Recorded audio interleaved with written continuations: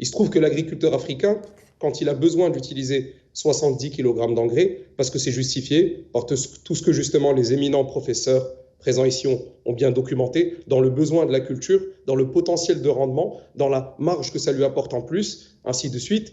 Il se trouve que quand la poche est vide, elle est vide, et il ne peut pas le faire.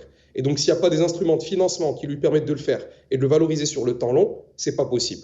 Qu'est-ce que vous appelez par instrument de financement? Est-ce que, par exemple, c'est au niveau local? Est-ce que c'est un financement qui doit se faire via des mécanismes multilatéraux, style Banque africaine de développement? Quel style de financement? Surtout qu'on connaît aussi la réalité de plusieurs économies africaines qui reposent sur la microfinance ou d'autres moyens innovants de financement.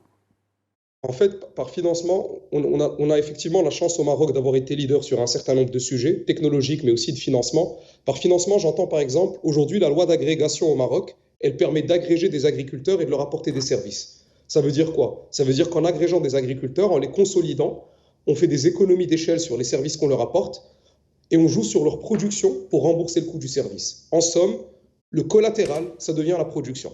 Et donc, plutôt que de retomber toujours dans des logiques d'instruments financiers classiques, on collatéralise avec un certain nombre d'éléments de caution personnelle solidaire, par exemple, qui n'aurait pas de sens dans un schéma rural, ou même parfois de collatéral foncier qui, parfois, avoue ses limites. Et ben, on va chercher du financement innovant, c'est-à-dire à construire des outils qui vont reposer, par exemple, sur le fruit même de cette production.